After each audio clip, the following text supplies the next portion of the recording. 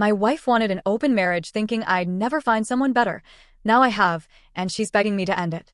I'm a 33-year-old man, and until recently, I was engaged to Nadia, who is 31.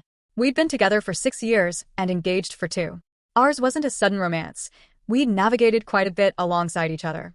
From the early days of barely making rent, juggling paychecks just to keep food in the fridge, to that challenging year we stayed in her parents' basement, saving up for our first home. These were genuine struggles. We weren't perfect, but we seemed incredibly solid, or so I believed. Then, 3 months before our wedding, with a venue booked, invitations sent, and deposits made, she returned home from work and requested to speak.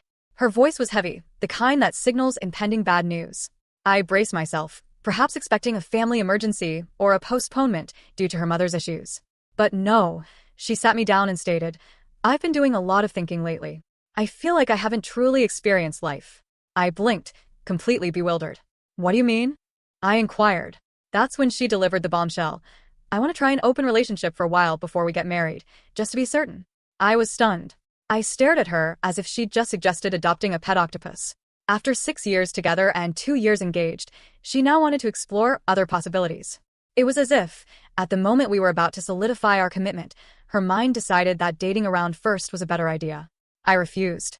It wasn't a shouting match or a dramatic outburst, just a calm, firm rejection. I explained that I wasn't interested in playing relationship Jenga with the woman I planned to spend my life with. She immediately burst into tears, accusing me of being controlling, claiming I didn't understand her need to experience life. Apparently, she needed to test other men to feel sure about us. She attempted to soften the blow, saying she'd remain emotionally committed, that it was merely physical, and that a little freedom would strengthen our foundation. It sounded like something she'd lifted from a cliched Pinterest quote. Honestly, I felt completely crushed and offended. I had been loyal, dependable, her steadfast support through thick and thin, and now I was some comforting object she wanted to temporarily set aside. The following week was a nightmare. She barraged me with articles, screenshots of posts promoting open relationships, podcast snippets, even a ridiculous attachment-style quiz. Each time I declined, she rolled her eyes, as if I were the unreasonable one. I started to feel like I was losing my grip, like I was irrational for desiring a monogamous bond with my fiancée, the woman I was supposed to marry. Finally, I asked her directly, "Do you already have someone in mind?" She paused, smiled as if I'd made a silly joke, and replied, "No, it's not about anyone specific. I just don't want to live with regrets." So, one quiet evening, while she continued talking about how it would only be temporary, I looked her in the eye and said, "All right, let's try it." She froze, as if she couldn't believe what she was hearing. Then, that wide grin spread across her face, like she'd just landed a dream job or won the lottery. "Really? You're okay with this?" Her eyes sparkled. I nodded once, keeping my expression neutral. "Yeah, why not?" And then she began listing her conditions, as if we were signing some peculiar lease agreement. No drama, keep it casual, no emotional entanglements, promise to be honest if anything happened, and absolutely no catching feelings. The way she stated it, so matter-of-factly, made it seem like this wasn't a new idea for her. She'd been contemplating it for a while. I just nodded along, maintaining my composure outwardly, but internally, I was thinking, how on earth did I agree to a relationship with a terms and conditions sheet? That same night, she downloaded a dating app right there on the couch, legs crossed, swiping as if she were searching for bargains. She chuckled at some profiles and even showed me a guy she called a wannabe Hemsworth. I said nothing, simply told her I was heading to bed. That moment stayed with me, like chewing gum stuck to the sole of a shoe. She wasn't conflicted, showed no guilt, just pure excitement. And that's when something inside me shifted entirely. I don't know if it was heartbreak or simply stark clarity, but I stopped caring. I wasn't angry, nor was I seeking revenge. I was somewhere else entirely. I never wanted to hurt her. I just wasn't willing to play the fool anymore. Nadia behaved as if she discovered some secret cheat code, imagining I'd just remain on the sidelines as she ventured out.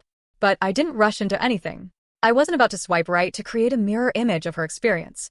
Honestly, for those first few days, I felt nothing at all. No sadness, no anger, just an unsettling numbness, like I was observing a stranger's life unfold through a hazy window. She was out almost every other night, casually mentioning names, as if they were punchlines. "Grab drinks with this Chase guy on Monday," she'd say. "Met a photographer Wednesday."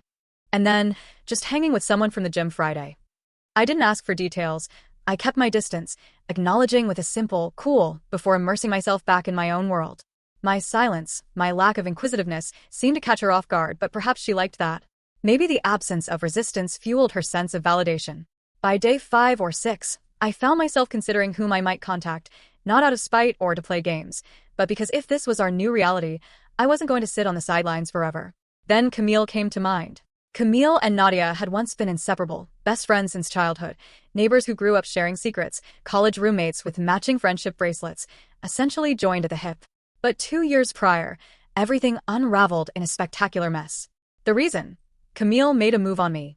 Not physical, exactly, but during a barbecue at our place, when Nadia went inside to grab something, Camille leaned in and remarked, "If I were her, I wouldn't be delaying locking you down."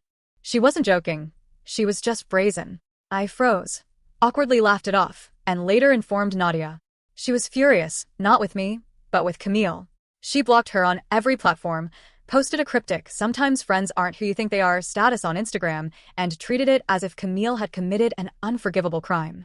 After that, Camille was erased from our lives, no discussion, no second chances. So, while Nadia was off on her self-discovery journey, I thought perhaps I could reconnect with Camille. Not for anything wild, just to talk, a chance to hear a different perspective on the chaos I was experiencing. I sent her a simple, straightforward message. "Hey, long time." This might sound crazy, but Nadia pushed for an open relationship, and I agreed. "Not trying to start drama, just thought you might want to catch up. Coffee." She replied within 5 minutes. "No way." She actually went for it? Wow. "Yeah, I'm around. Let's talk." We met that weekend at a neutral location, a coffee shop across town. Camille looked mostly the same, hair shorter, vibe different, but still confident, sharp, always observant. The first thing she said after we sat down was, "So, you finally escaped that spell." Huh. I laughed, more in disbelief than anything. Not my choice. She wanted freedom, so I gave it to her. We talked for nearly 2 hours. Camille wasn't gloating, which I appreciated. She mentioned she'd always believed Nadia took me for granted, noting even back then, when the 3 of us hung out, how one-sided it felt. I didn't argue. She wasn't wrong. Eventually, I told Camille I wasn't seeking to hook up or stir jealousy. I just needed someone who didn't view me as Nadia's possession. She nodded, saying, "No pressure. I'm not here to cross lines, just 2 people catching up." But beneath that, I could sense the weight of our intertwined history. Still, we just sat there, sipping coffee, discussing life. When I arrived home that night, Nadia was on the couch, scrolling through her phone. She glanced up and asked, "Where did you go?" I told her the truth. "I met Camille. Just talked." There was a long pause. I thought perhaps she hadn't heard me. "Camille? My ex-best friend Camille?" "Yeah, her." Her face shifted, as if the color drained out of her. "Are you serious right now?" I simply nodded. "We're just catching up, nothing more. I figured if we were doing this open thing, I might as well connect with someone who knew us both." She didn't say anything at first, just stared as if I'd committed some war crime. Then finally, "You're disgusting. I can't believe you'd do that." I wanted to ask how it was acceptable for her to go on 5 dates with strangers, but me grabbing coffee with an old friend was suddenly some unforgivable betrayal. But I remained silent. "You wanted this," I said. "Don't get mad when it's not just about you." She stormed off to the bedroom, slammed the door, and didn't emerge for the rest of the night. I didn't follow her. I just sat there, reflecting on how absurd it all was. The same woman who demanded space to experience more of life was now portraying me as the villain for having coffee with someone from her past. And the worst part, she genuinely believed she held a moral high ground, as if I'd broken some sacred trust while she was happily browsed dating apps. That's when it clicked for me. This wasn't about fairness or growth or life experience. This was about control. She wanted the power, the rules, the freedom to explore, while I remained confined to the box labeled fiancé. She didn't want an open relationship. She wanted a one-sided deal where she could do whatever she wanted, consequences be damned. Too late for that then. Camille called. Usually, she'd text, so seeing her name flash on my screen mid-afternoon was a red flag. "Everything okay?" I answered. Camille exhaled sharply through the speaker. "Guess who just showed up at my place acting like she's auditioning for a reality show?" I sat up. "Wait, what? Nadia?" "Yeah," Camille said, her voice sharp but steady. "She was banging on my door like she'd just witnessed a crime. I thought someone died." "Did you let her in?" I cracked the door because I wasn't ready for a full meltdown on my porch, but that was apparently a mistake. I rubbed my temples. "What did she say?" "She started yelling, asking if I was happy now, calling me a homewrecker, saying I swooped in the second things fell apart." I was silent for a beat. "You're kidding." "I wish," she said. "She said she'd been waiting for this for years. Accused me of manipulating you into leaving her." I sighed. Sorry, didn't think she'd go that far. It's fine, Camille said, calmer now. We hung up a minute later. The next morning, Nadia gave me the silent treatment. Full, unbroken silence. I walked into the kitchen, made coffee, said good morning, nothing. Just her scrolling on her phone with that tight, fake calm vibe, like I'd scratched her car and hadn't even apologized yet. She kept it up all day, didn't ask where I was when I left for a few hours, didn't text, didn't call, just cold shoulder from dawn to dusk. I wasn't surprised. Her meltdown the night before told me she wasn't angry because I'd done something wrong. She was mad because she'd lost control. By then, everything was clearer. She had a plan. She thought she'd be the one calling the shots. She gets to go on her dates, feel free, and I'm supposed to be the supportive fiancé at home, cheering from the sidelines. The moment I flipped that script, just by having coffee with someone from her past, her whole fantasy started to crumble. About 3 days later, she finally spoke, still annoyed, but now with a passive-aggressive edge instead of explosive anger. So, she said, cleaning dishes she hadn't even used, you and Camille, what, besties now? I kept my tone neutral. We just talked. That's it. She scoffed. You know she only said yes to you because she's always had a thing for you, right? I shrugged. Maybe. Doesn't change that we kept it respectful. Then she dropped the jab. Well, I went on a date last night with someone who actually has his life together. That wasn't a casual update, but a poke. She wanted to provoke me and see if I'd react. I just said, cool, and kept eating breakfast. That might have frustrated her more than if I'd overturned the table. After that, things became strange fast. She started oversharing about her dates as if she were trying to prove something, dropping casual comments like, Alden from the gym says I have amazing energy, or, the guy I met Friday said I don't look a day over 25. Just endless little jabs. I never asked for any of it. She simply threw the updates out as if I should be jealous or threatened. I wasn't. I was disengaged. Meanwhile, I started communicating with Camille more. Again, nothing inappropriate, just texting here and there, venting, sharing jokes. Camille kept it light. She asked how I was holding up, told me I didn't deserve to be anyone's backup plan, and sent memes that made me laugh harder than anything Nadia had said in weeks. One night, Nadia noticed me smiling at my phone. She asked, "Who's that?" "Camille," I replied, not even attempting to conceal it. She stared at me as if I'd just broken some unwritten rule. "You really think this is okay?" she asked. "You're dating strangers every week, and I can't text someone I've known for years?" "She's different," Nadia snapped. "She's not some stranger from a dating app. She used to be my best friend." "Exactly," I said. "Used to be. You cut her off, not me." That was the end of the conversation, or so I thought. The next day, I received a call from her brother, Liam. He and I had always gotten along, worked on projects together, shared beers during holidays, helped each other move a few times. "Hey man," he said, "just want to check in?" I knew that tone. It wasn't a check-in, it was a warning wrapped in friendliness. "She's pretty upset," he said, "like really upset." "I figured," I replied. "She's been bragging about dates, but the second I talk to someone she doesn't like, she acts betrayed." "Well, yeah," Liam said, "but it's Camille. You've got to know that's next-level disrespect to her." I paused. "So, let me get this straight. She pushes for an open relationship, I say no, then yes. She goes on multiple dates, and I'm the one being disrespectful because I had coffee with someone she used to be friends with." He went quiet, then mumbled something about optics and context. I wasn't having it. "Liam, I played by her rules. If she didn't want me talking to certain people, she should have thought about that before asking for an open relationship." He sighed. "Yeah, I get that, but you know how she is." I did. A few days later, she attempted a new approach. She entered the living room, sat next to me, her voice quiet, soft. "I feel like we're growing apart," I said. "That's what happens when one person wants to sleep around before the wedding." She winced. "I didn't mean it like that." I tilted my head. "Then what did you mean?" She didn't answer, just blinked, as if the consequences of her own choices were finally catching up to her, and she had no plan to evade them. For the first time, I saw her clearly. She wasn't some wise, misunderstood, soul-chasing growth. She was just someone who thought I'd wait around no matter what she did. I stood up and said calmly, "If this is uncomfortable, you can always end it." She didn't respond. That night, I went for a walk and didn't come home until late. I just needed to breathe, to get some space away from the chaos she'd created, and then tried to blame me for. When I finally got back, she was asleep on the couch, the TV still on. Our wedding binder lay half open on the floor. I picked it up and put it away silently. I'm not a saint in this story, I know that. But I didn't ask for this mess. I didn't throw the first match. I just stopped pretending I was okay being stuck in a relationship where I was plan A and she was out looking for plan B. Next time she brought it up, I was ready. I wasn't going to repeat the same cycle. If she wanted honesty and growth, I had plenty to give. The following week, Nadia shifted again. It was as if she was testing different personalities to see which one elicited the reaction she desired. First passive-aggressive, then guilt-tripping, now concerned and reflective. She started asking things like, "Do you still love me?" Or "Do you think we rushed into this?" I saw right through it. These weren't genuine questions. They were feelers, little tests to see if she still held emotional leverage. She wasn't exactly subtle either, dressing up more at home, suddenly wanting to cuddle on the couch, making my favorite dinner one night, then casually saying, "Remember when we used to cook together like this every weekend?" Yes, I remembered.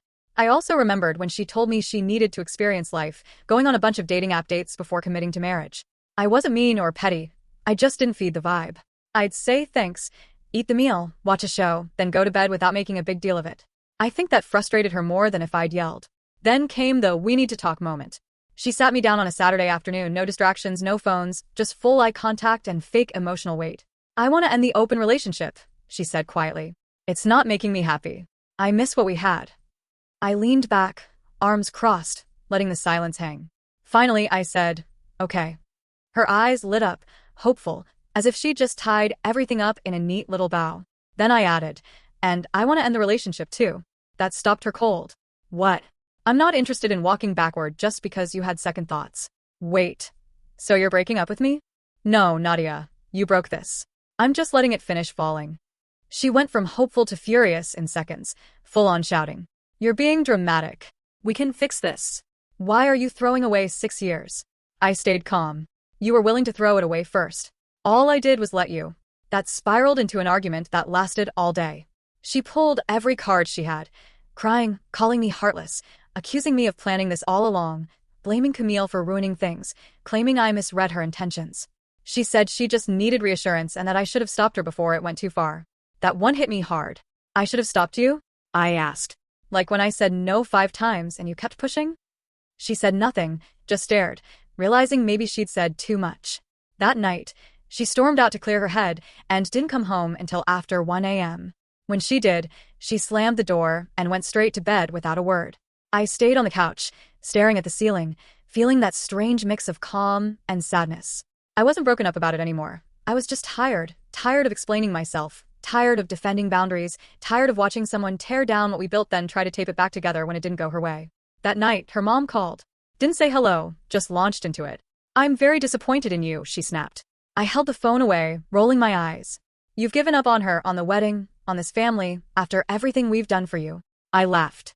"You mean staying quiet while she asked for an open relationship 3 months before the wedding, like that was totally normal?" She didn't like that. "She's going through a phase." "Yeah, well, now I'm going through one too. It's called setting boundaries." She went on about how young people give up too easily and that real marriages take work. I cut her off. "Cool. When you're ready to have a respectful conversation, call back." Then I hung up. 10 minutes later, her dad texted me a 3-paragraph rant about how men don't know how to commit anymore and how Camille was always bad news. I just replied, "Thanks for the feedback, Greg," and muted him. Things went quiet for a few days. Nadia didn't try to patch things up. She flipped between silence and passive aggression, but I was already gone in my head. The second she made a choice without me, she ended whatever future we had. I think she knows that now. A few days later, my mom called. I wasn't planning to tell anyone yet. I wanted to wait until it was final. But she'd noticed Nadia's "life is perfect" posts online and asked why I hadn't mentioned her lately. "Is everything okay between you two?" I took a breath and told her everything. The open relationship demand, the emotional dead weight, the blank stare when I said no. She went quiet for a moment, then said, "You did the right thing, sweetheart. Don't let anyone make you feel crazy for having boundaries. She's the one who blew it, not you." I didn't realize how much I needed to hear that until she said it. She didn't ask for all the messy details, didn't press, just backed me up without hesitation. That's my mom, old school. When you commit, and if someone wants to play games, they better not be surprised when the other person walks. A few days passed with barely a word between us. Nadia wandered around like a tenant awaiting an eviction notice, pretending everything was fine. She did her routines, hummed to herself, commented on the weather like we were coworkers stuck in an awkward break room. I kept to myself, worked, hit the gym. The silence said more than either of us wanted to admit. Late Wednesday, I finally said what needed to be said. She sat on the couch, scrolling through her phone, half watching some baking show as if nothing had happened. I came in, grabbed a water, and stood there, not pacing, not angry, just done. I think you should start packing. She froze, eyes glued to her screen as if she hadn't heard me. What? She finally said, quiet and confused, as if I were the unreasonable one. I think it's time you pack your things, I repeated. You need to move out. She looked at me wide-eyed. Yeah, I said, it's my house. It was mine before you moved in. I pay the mortgage, the bills, the taxes. You were welcome here because we were building something. That's not happening anymore. She sat stunned, mouth open but no words. Then she tried to reverse it. So, you're just going to throw me out like garbage? No, I said. I'm asking you to pack because we're done. You wanted freedom? Here it is. Take it. That lit the fuse. She stood and started walking toward me, voice rising. You're being a jerk. I didn't cheat. I didn't do anything wrong. All I asked for was to explore before the wedding. You agreed. You said yes. Now you're saying no? You don't get to play the I didn't cheat card when you made it clear I wasn't enough. She started crying, but this time it didn't affect me. I felt like I was watching a rerun, same scene, different episode. She stood there, trying to make me feel guilty for following the rules she set. I have nowhere to go, she said, as if that was suddenly my problem. You've got friends, family. You can crash with your parents, your brother, or one of the guys you went out with, I said. That one hit hard. She flinched. I didn't sleep with any of them, she shouted. I nodded. Cool. Doesn't change anything. She sat back down, burying her face in her hands, crying as if we were in some drama show. I just stood there and let it happen. No tissues, no comforting. That version of me didn't live here anymore. Later that night, I grabbed some boxes from the garage and left them by the bedroom door. She didn't touch them, just kept going through her motions as if nothing happened, as if ignoring it long enough would make it disappear. The next morning, I printed a short list of her official mail she'd need to update, Amazon deliveries, bank letters, that sort of thing, and stuck it on the fridge with a magnet. Then I went to work. No threats, no yelling, just facts. Around noon, I received a text from her. You're really making me leave? I replied. I'm not making you. I'm telling you this isn't your home anymore. She didn't reply. That weekend, her mom showed up uninvited. I was in the driveway checking my tire pressure when her SUV pulled up, door swung open, and there she was, full-on confrontation mode. I need to speak with you, she barked. I crossed my arms. If it's about Nadia, she already knows what I said. She's devastated, her mom said. You blindsided her. I laughed, couldn't help it. You mean after she blindsided me with an open relationship 2 months before the wedding? She softened. She was scared. It's normal to question things before a big commitment. Sure, I said. And it's also normal for the person on the receiving end to say, nah, I'm good. Her voice cracked. She loves you. She just got confused. I replied. She kept trying, but I walked inside. That conversation was over. The next day, Nadia finally started packing quietly. No lectures, no crying fits, just folding clothes and boxing them up. Every now and then, I'd catch her staring at the walls, as if she couldn't believe this was real. Near the end of the day, she approached me while I sat at the dining table. I didn't think you'd actually go through with this, she whispered. I looked up. I didn't think you'd actually want to try other people before our wedding, but here we are. She wanted to say more but didn't, just nodded and walked away. That night was her last in the house. She slept on the couch. I stayed in my room. I didn't say goodbye when the door closed the next morning, didn't need to. Later that week, I met Camille for a walk. We walked, without much talking. Camille never fills silence just to fill it. You look less dead than last time, she said with a small smirk. I laughed. Yeah, it's true. After a quiet moment, she asked, so, it's official? Yeah, I said, eyes on the path. She's gone. Moved out last Saturday. Camille nodded. How is it? I thought for a moment. Quiet. She packed mostly when I wasn't home. I think she knew nothing she said would change anything. Camille asked, did she try? Sort of. She cried, said she didn't think I'd actually go through with it, that she missed me, thought this would make us stronger. Camille just nodded and kept walking. I said, it was too late. I told her I wasn't angry, just done. That's probably the first honest thing either of you said in a while, Camille said. I smirked. Yeah, and I think it landed harder because I wasn't yelling. She expected a scene. Instead, it ended with a quiet goodbye she didn't even hear. We kept walking. Camille kicked a rock off the path and asked, so what now? I shrugged. I don't know. For once, I'm not thinking that far ahead. I'm just trying to remember what normal feels like. It had been about 2 months since she left. 2 months of total silence, and strangely, that silence wasn't heavy. It was peaceful. The drama died down. The house was calm. I had space to think, to breathe. It's crazy how much space a person can occupy when the energy is off. Just their presence makes every little moment feel like you're constantly bracing. Without that, life slowed down in a good way. Then last Saturday, I pulled into the driveway and saw a familiar car parked there.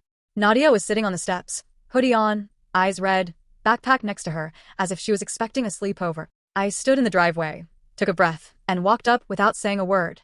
"Hey," she said. "Hey," I replied, flat voice, no emotion, no invitation. She stood slowly. "Can we talk?" I opened the door. "If you want." We went inside. I set my keys down, leaned against the counter, and waited. She looked nervous, probably expecting the old me who'd drop everything when she got upset. "That guy left a while ago. I've been thinking about everything," she started, "how badly I screwed it all up." I nodded but said nothing. She went on about feeling lost, needing space, trying to figure herself out, the usual. Then came a line I knew was coming. "I miss you." Still no response. "I miss the way you made everything feel safe." I didn't know how good I had it. I really didn't. I could have said a lot then. Why she needed strangers to teach her what should have been obvious, if it was even worth it, but I waited. "I know it's probably too late," she said, "but I had to try, even if it's just a conversation." That part felt honest, but honesty doesn't erase history. This wasn't a conversation. It was a last shot at a second chance. "I don't hate you," I said finally, "but I don't trust you, and I don't feel the same way anymore." She nodded slowly, tears falling. "So that's it. That's it." She looked around, as if maybe some piece of this place would still recognize her, but it wasn't hers anymore. She walked quietly to the door, then turned. "I hope you find someone who actually sees you," she said. "Funny thing is," I replied, "I already have." She left. I locked the door behind her, this time for good. Before anyone asks, yes, Camille and I have been talking more than just talking, actually. No, it didn't start as a rebound. After everything with Nadia, I didn't want another relationship. Camille respected that, didn't push, didn't try to be there in that awkward way people do, when hoping you'll fall into their lap. She just checked in, sent funny stuff, kept it light. Eventually, we started spending time together again, dinner, walks, just existing around each other with no pressure. Once she asked, "Are you sure I'm not just the anti-Nadia?" I told her, no. She wasn't the opposite. She was the reset, not a reaction but a reminder of how things should feel. Right now, things are simple. She knows what I've been through. I know what she's been through. No pretending, no games, just quiet understanding between two people who got thrown out of someone else's plans and decided to make their own. We're not rushing, no labels, no where's this going conversations, just seeing where it takes us, without forcing it. And the difference? It feels easy for once. It's not about fighting to hold something together. It's about choosing to show up because it's worth it. So yes, Nadia came back, but the version of me she expected to find? He didn't live here anymore. That guy grew up, learned the hard way, and now he's good.